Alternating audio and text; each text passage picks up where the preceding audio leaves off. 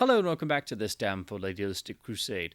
This video is going over a lovely care package from the UK that just arrived with some items that are UK and Europe exclusives that I was looking to pick up that very nicely somebody helped me in terms of getting it shipped to them, so it would be cheaper for me and instead of paying international shipping, and then just sent them to me together in a nice care package, but also tossed in some other exclusive things that I'm super excited to check out. So this is, of course, not only a care package, but a whole box of more video reviews to do. So as exciting as this is, it also means more work because I didn't already have 5 million videos that I'd like to get the chance to get to. But I thought it would be good to go over these in video form because one of these is something that's going to be yet another major video for me to do, and I've been really looking forward to.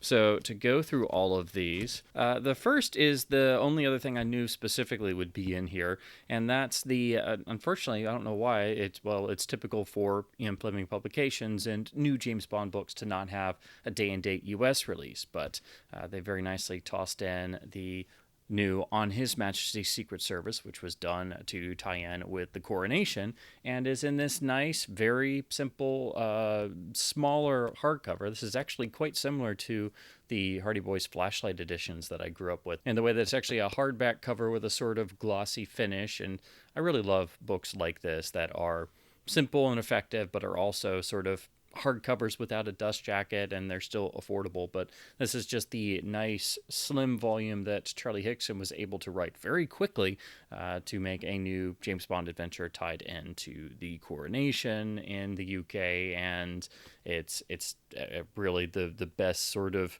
new Bondian tie-in to current events that has happened in quite some time. The next is the German Koch Media Blu-ray release of Strange Days, the hugely underrated 90s sci-fi classic that here in the US still has a really crappy video history, and I mean, you're really just stuck with the old Laserdisc or the DTS-LD or the very much DVD port of the AC3 Laserdisc that we have in the US, and that's pretty much it. There's been a variety of Blu-rays of various masters, but the Koch Media release here is definitely the best one.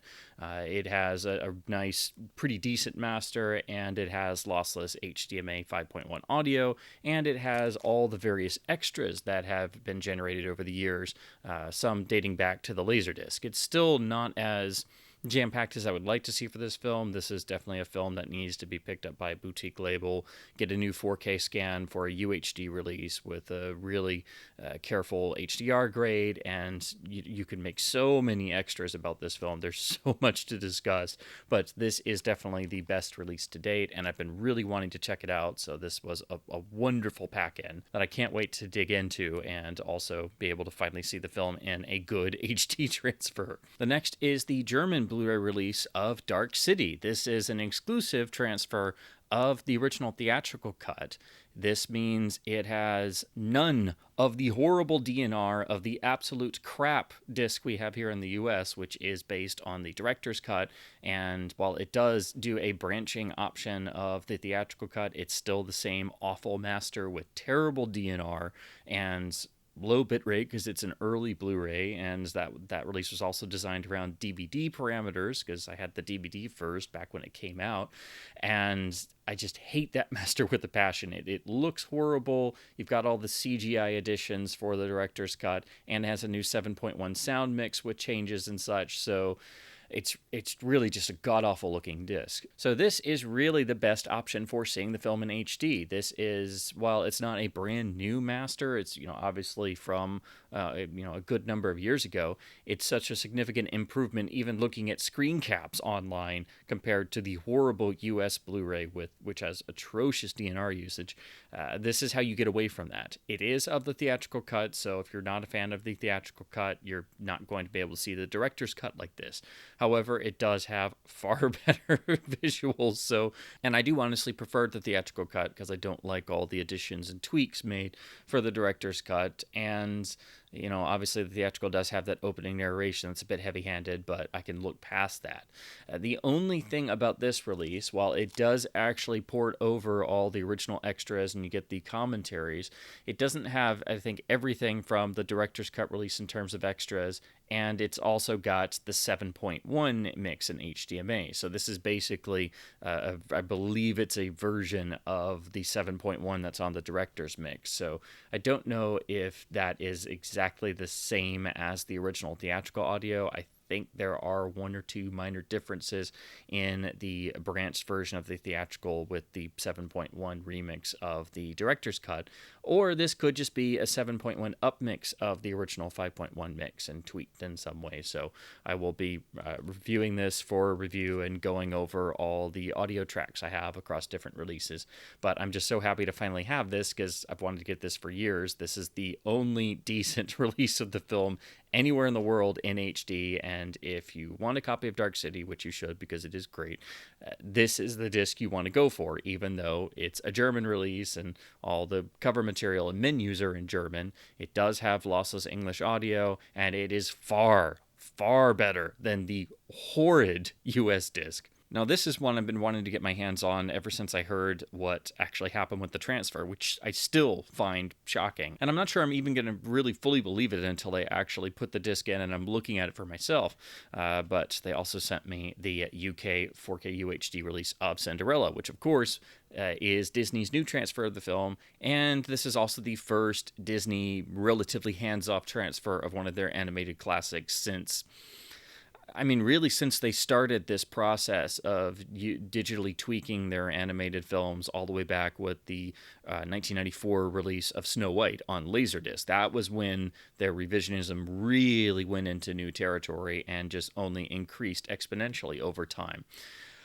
How or why this happened, nobody knows, but this started out as a movie club exclusive release here in the US, and I've never joined the movie club, so I've wanted to get a couple of their Blu-rays and things, but I usually just try and wait for them to pop up at a cheaper price on the used market because I'm not interested in anything else in the movie club.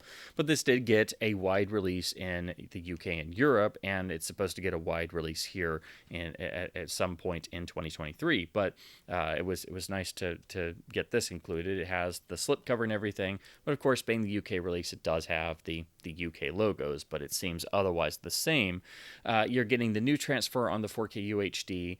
Unfortunately, because this is Disney and we can't actually get a fully archival presentation of any of the classic films, this does not have the original theatrical audio on this disc. It has yet another remix, which of course this time is credited as lossless HDMA 5.1, although the bundled Blu-ray, which I believe is the same disc as the previous Blu-ray, has a lossless 7.1 remix.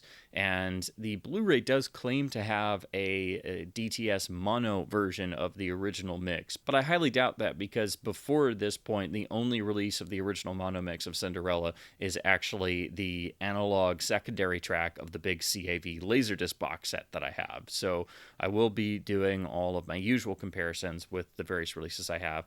And as is with every Disney classic animated feature, there's always the purist option for the best picture and sound that has been messed with the least, and it takes a lot of research to figure out which one to go for. And then there's always the one that is technically the best transfer or has the most extras and things, but isn't necessarily the purest option. But the real draw here is that the new 4K transfer is relatively hands-off and is already far better than the horrid Blu-ray that is repackaged here as the second disc and has all of the extras that date back to the Laserdisc box. And then the pièce de résistance, and what I've been avidly waiting for ever since it was announced. This was the particular item that I did essentially order, but thankfully I was assisted in terms of, and this person very, very kindly offered to order it for me and then ship it to me so I wouldn't have to pay the rather exorbitant international shipping fees directly from the retailer. So I just, obviously PayPal'd them. This is a really glorious set, and if you were wondering if I was going to be covering the Bruce Lee at Golden Harvest set from Arrow Video, yes, I am. So this is, of course, the limited Arrow site exclusive packaging, which I think looks absolutely stunning. The price tag on this is quite substantial, and I do believe that this particular exclusive version has sold out, so you'll be getting the standard red cover version. That's the wide release version instead of this, but I do think this was the better artwork. The red box does look nice, but this just was too tempting for me.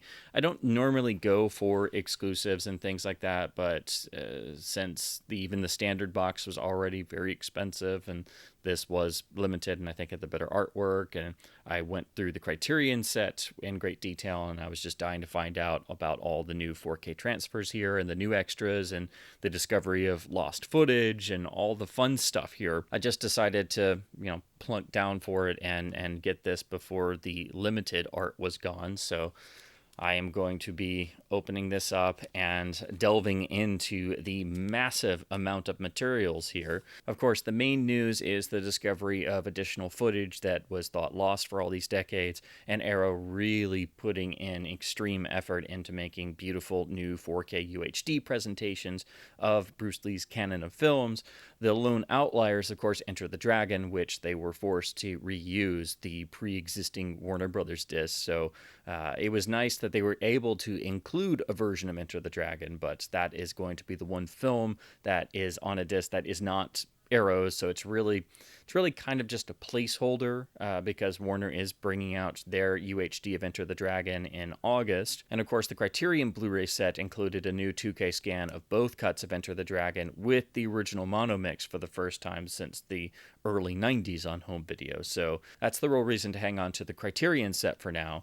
But this is just an incredible piece of work, and it's a pretty massive box, and it is quite hefty, so this is going to take me a long time to go through. So if you were wondering if I would be covering this set, I definitely am. It's going to take me some time to go through everything and make my notes and do all my comparisons and things. So it is forthcoming, and I will be doing my big video review of the Bruce Lee at Golden Harvest Arrow video box set.